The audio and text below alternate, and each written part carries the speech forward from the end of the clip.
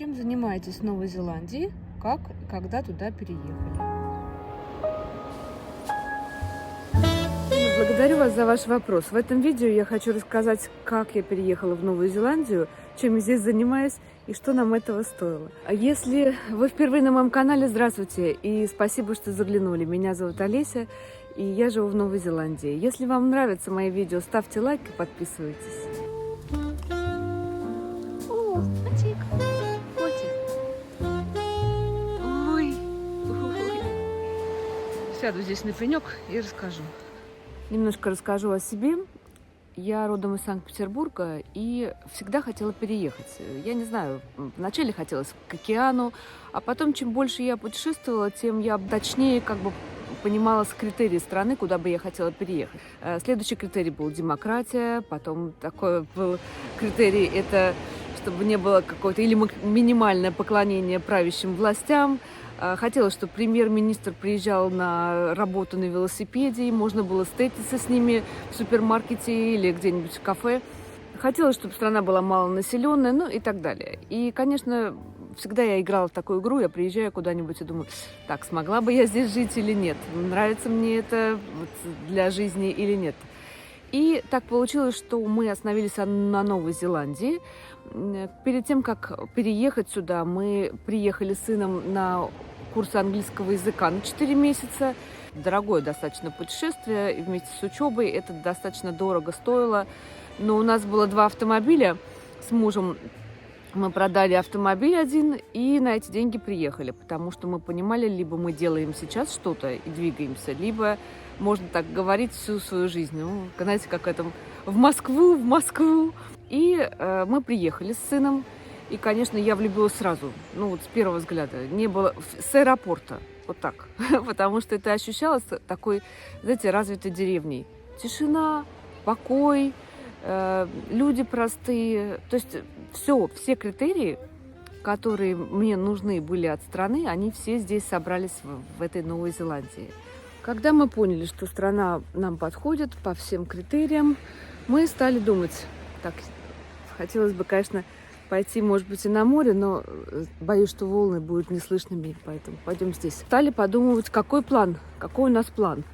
Когда я училась здесь на курсах английского языка, я уже встретила девушку, которая была из Москвы, и она также ветеринарный врач. Хочу сказать, кто не знает, я ветеринарным врачом работала в России, медсестрой какое-то время работала. Девушка из Москвы, она была тоже врачом ветеринарным, она переехала в Новую Зеландию, уже на тот момент она была гражданка. Она мне рассказала свой путь, она шла через ветеринарного ассистента, когда был план намечен, то есть мне надо было сдать IELTS экзамен. IELTS – это экзамен английского языка. Потом я приехала сюда, в Новую Зеландию, отучилась год, затем я нашла работу. Я нашла работу сразу, потому что при моей учебе на ветеринарного ассистента мне надо было проходить практику в клиниках. И, конечно, на меня обратили внимание сразу, потому что я в то время очень хорошо колола и внутривенно, интубировала. То есть, в принципе, я была готовый совершенно специалист.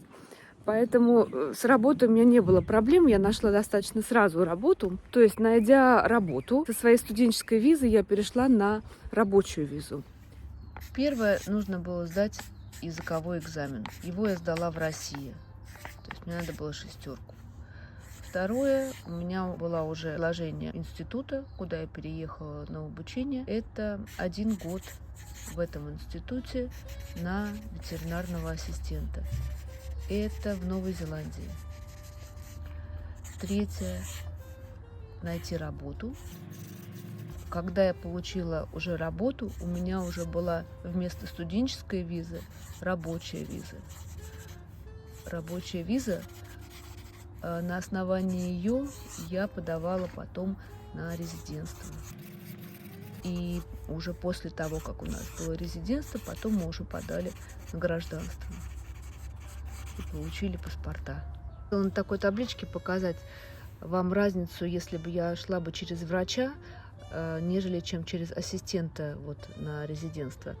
То есть я здесь напишу вет ассистент, а здесь вет врач. Итак, первый критерий. Это экзамен IELTS языковой экзамен.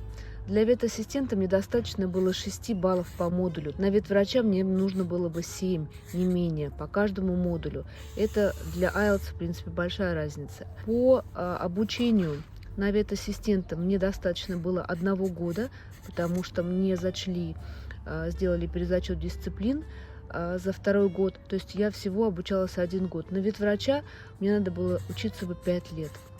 По оплате где-то примерно за год потратили примерно новозеландских 45, наверное, тысяч. Но здесь умножьте на 5, да. Вся эта разница.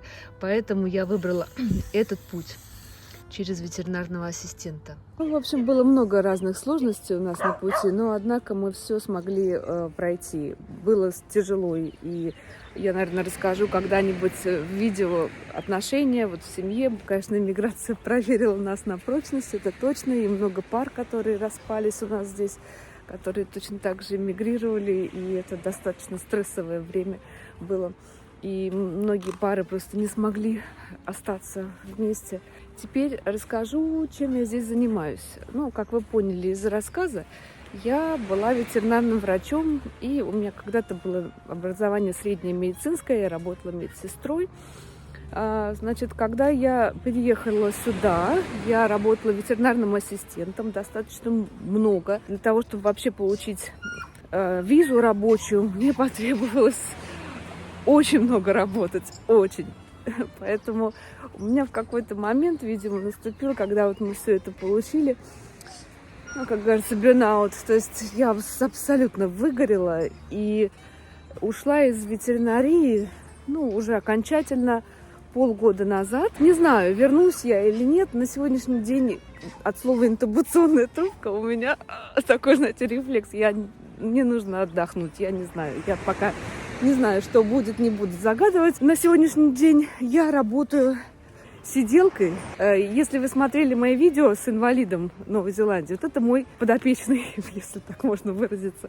Крис его зовут. А когда я приехала только учиться сюда, в Новую Зеландию, я работала у него частично, то есть раз в неделю. Я продолжала у него работать, даже когда я работала в ветеринарии, я все равно у него брала там одну смену в неделю. А в какой-то момент ему требовался человек с ним путешествовать. Кто не мог из его персонала. А на тот момент я уже так чувствовала, что что-то я с ветеринарией уже не очень дружу. И мне предложили там достаточно хорошую заработную плату, больше, чем в ветеринарии. И я к нему перешла на постоянную работу.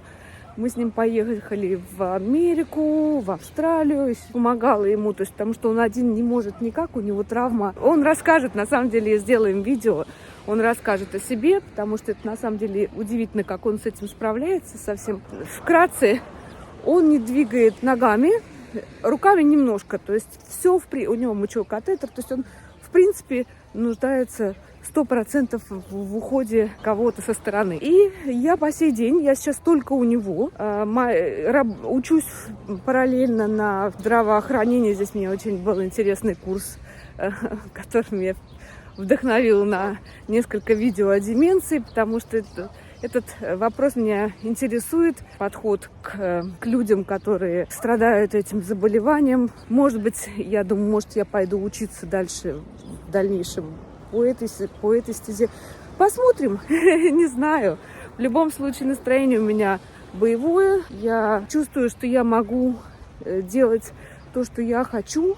Главное идти вперед. Несмотря на все снижения моего статуса, у меня нет чувства какого-то сожаления. И вообще, когда я уезжала, я не думала, что я не смогу вернуться. Я всегда думала, что я могу вернуться.